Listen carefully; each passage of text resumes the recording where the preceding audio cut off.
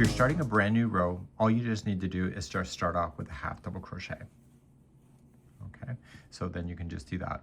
Then the remaining of the stitches in the round, we'll just be using this vertical bar right here, just going on in, and then you're going to advance to the next stitch. Yarn over, pull through, and then yarn over, pull through all three.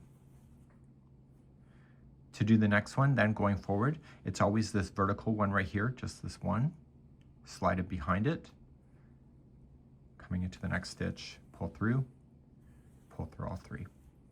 And this is creating the lean. So it's just this one vertical, next stitch, and pull through.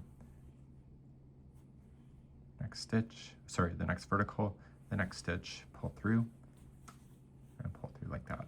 So you can see that the first one I started with, I didn't do that, so you can clearly see that. But if you're working in a round circle like I am with no slip stitching, what happens with this concept is that it just naturally goes and follows the work on its own without any slip stitching.